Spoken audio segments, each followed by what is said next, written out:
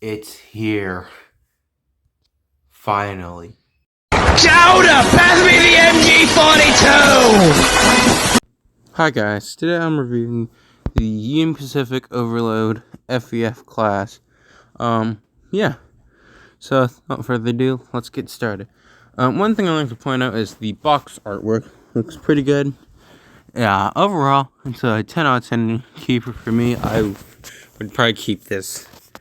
So the locomotive comes with a flat car, three box cars, or a cattle car, 2 grain cars, a hopper, and a tank car, and an oil burner FEF class. So yeah, this is obviously a model, not a real thing. One thing I like to point out is probably all the cars that come with the locomotive itself.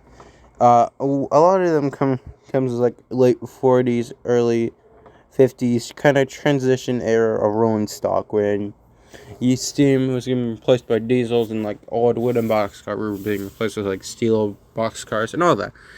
And I did like the accuracy, like the mixture between an older wooden boxcar and seeing like a new metal hopper.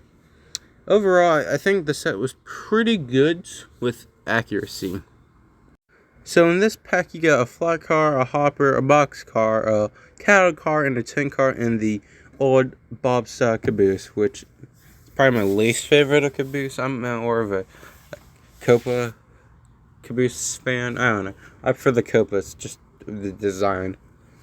Another thing is actually just in general how like the coal hoppers had actual like plastic coal. It actually had like actual coal in it, and it was not like one you would see in a smaller set where it would just have a hopper and hoping you get like a plastic coal piece in it. But this one did. A few of the box cars had plastic molding doors, which is a shame because I would have preferred they did. Like the cattle car doors opened up, which is pretty cool, I guess. And overall, I think pretty great set.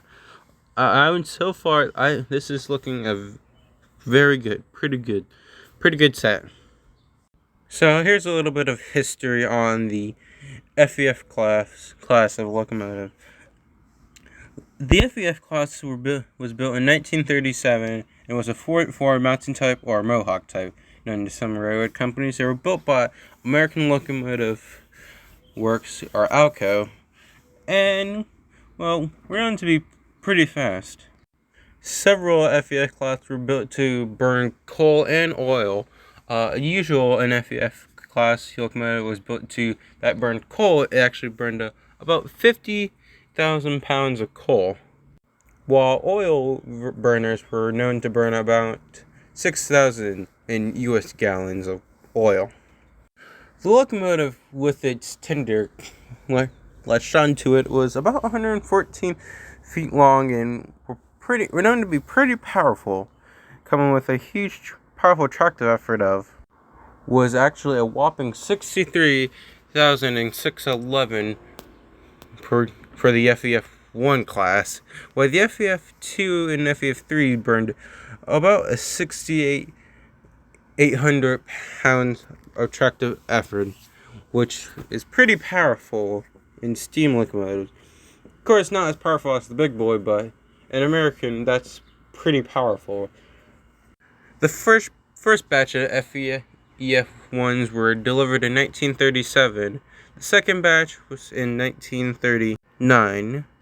The last batch being the FEF3s were delivered in 1944 to finish off the war efforts, pulling heavy goods train.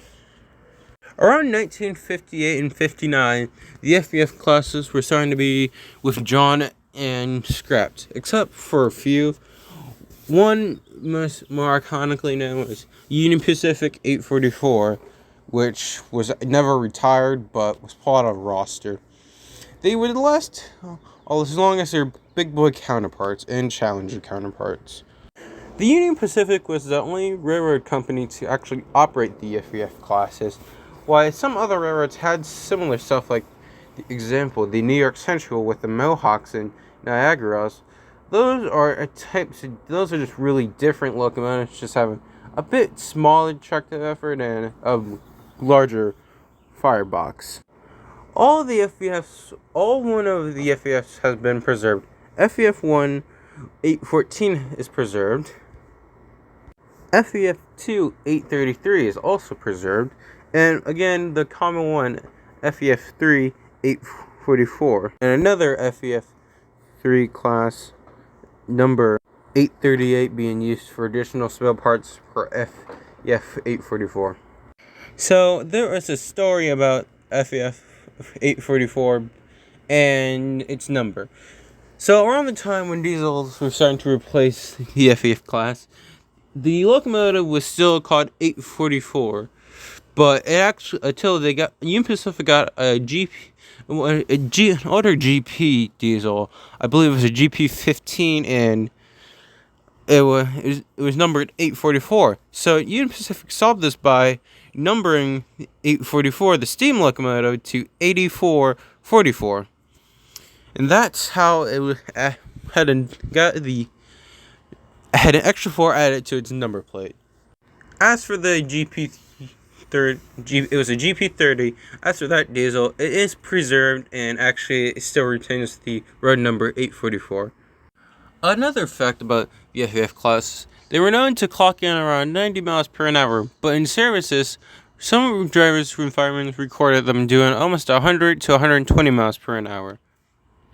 Another fun fact is the term FEF was actually an acronym for 484, being a mountain type wheel arrangement. I don't know why Union Pacific did that. They just did. It was an acronym, and honestly, I don't know. Now, if you do happen to search up images of the FEF class, it's common to see them with smoke deflectors. Well, some of them arrived without smoke deflectors. But during a rebuild in 1945, knowing them as we know them today. The model you see here is actually a kind of freelance version, but it's in the Union Pacific Greyhound delivery. This is something one of the, I believe, FEF 844 and 838 would have in service before being transferred to oil. The reason why they're in black instead of the Greyhound is because, just like BR Blue, British Railways, it was due to coal getting on the paint, and it was being tough to wash and maintain and keep. So they were painted into black to solve this issue. This followed the same thing with the Union Pacific Challengers as well, and there was an attempt to paint a big boy and the Greyhound livery, but plans would not fall through. So that's a bit of history on the Union Pacific FES class. Now, as for the model, I think the pros is actually just how accurate it is, and it is such a smooth runner. I actually did put more rolling stock, so if you see the locomotive struggling, it actually is not. I just put more weight on with the cars, so actually give it like a challenging train to pull. One thing I just realized, I was messing around with it a few days later, and I saw smoke coming from the engine. I thought it was the motor. Well, it turns out this engine has a built-in smoke unit. Wow, I feel like that would explain why it was like almost $500 in total. I managed to get, it got like almost like half off. It was like $300 and some change. Yeah, you get my point. This was relatively expensive. So here's footage of me running in this locomotive. A very great locomotive in general. Very smooth. I actually forget the couplings failed on it a couple of times, but because one of the rolling stocks is a bit old. I think it was that box car I had, and yeah, just gotta wait for it to get coupled up. And there it goes. Personally, I had to start it at slow like an actual steam locomotive because wheel slippage, but it's a pretty smooth runner. It derailed a couple of times coming around the track, but I think it was probably because one of the cars kept coming loose. One of the couplings on one of the older cars kept coming off and kept uncoupling, but pretty good. As you see there, it kept coming off, but this is probably one of Bachmann's best. they released this one. They released the locomotive separately. It had a lot of issues. It was very problematic. It was a very jumpy runner. In general, it was not as good. But they said they had plans to re-release it. If you bought one and you were able to return it, you would wait almost half a year later, or you could return it and get your money back, and you would get half off of this set, and you would have got a locomotive, rolling stock, and extra track, and this had six straight curves and 18 curved tracks, so a lot of track. So I'm gonna quit doing the voiceover and actually show this locomotive running on the layout.